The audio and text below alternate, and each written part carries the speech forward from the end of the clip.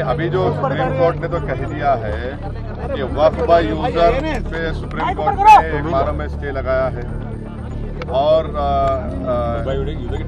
Waqf by user के deletion पर stay लगाया है और साथ ही साथ कोई सेंट्रल वक्फ काउंसिल के बनाने पर स्टे लगाया है। वक्फ संशोधन कानून 2025 की संवैधानिक वैधता को चुनौती देने वाली याचिकाओं पर सुप्रीम कोर्ट में गुरुवार को फिर से सुनवाई हुई। कोर्ट में सुनवाई के दूसरे दिन भी इस कानून को लेकर लंबी बहस हुई।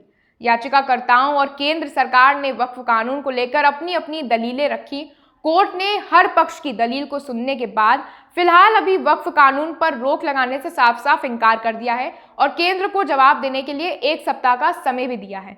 अब सुप्रीम कोर्ट के फैसले पर याचिकाकर्ताओं में से एक ऑल इंडिया मजलिस-ए-इत्तेहादुल मुस्लिमीन के चीफ असदुद्दीन ओवैसी की प्रतिक्रिया जो है सामने आई है। सुप्रीम कोर्ट में वक्फ एक्ट की सुनवाई पर ओवैसी ने कहा कि हम इस एक्ट को असंवैधानिक मानते हैं। कोर्ट ने कहा है कि सेंट्रल वक्फ काउंसिल और स्टेट वक्फ काउंसिल का गठन नहीं किया जाएगा और वक्फ बाय यूजर को हटाया नहीं जा सकता।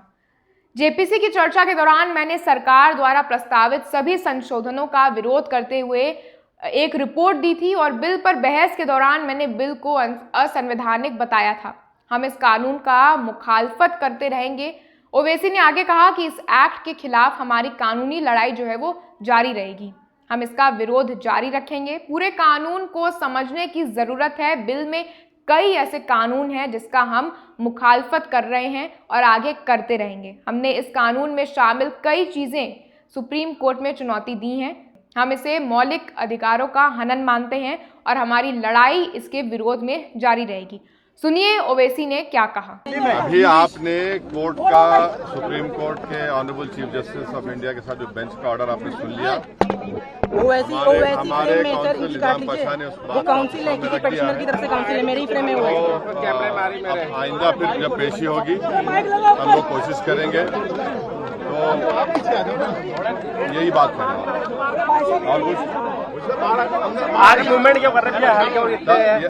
नहीं, अभी जो सुप्रीम कोर्ट ने तो कह दिया है कि वक्फ बाय यूजर पे सुप्रीम कोर्ट ने एक बार में स्टे लगाया है और वक्फ बाय यूजर के डिलीशन पर स्टे लगाया है और साथ ही साथ कोई सेंट्रल वक्फ काउंसिल के बनाने पर स्टे लगाया गया है। स्टेट वक्फ बोर्ड के बनाने पर स्टे लगाया गया है। पूरे सर, मैं आज के फैसले से आप मुतमईन हैं सर, क्योंकि कल सुप्रीम कोर्ट 3 डायरेक्शन देने वाला था, लेकिन आप सेटिस्फाई है? आज का जो फैसला उससे आप सेटिस्फाई हैं सर? कितना आश्वस्त? देखिए, मैं joint working committee of parliament का मेंबर था।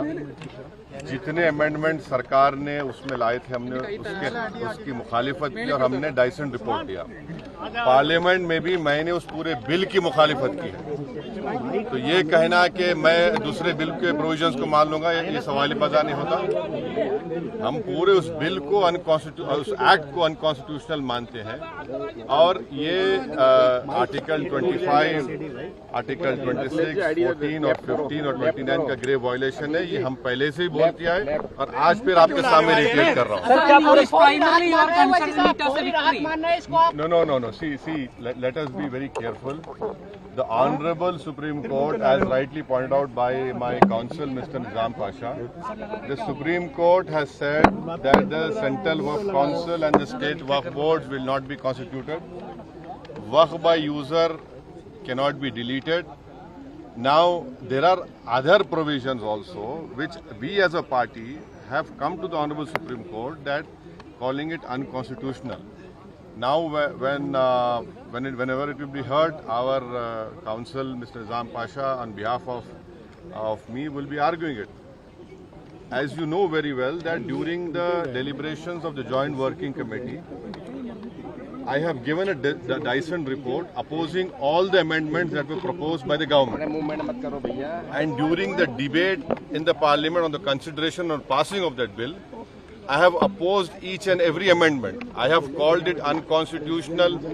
I still call this law as unconstitutional, as violating the fundamental rights of Article 14, 15, 25, 26 and 29.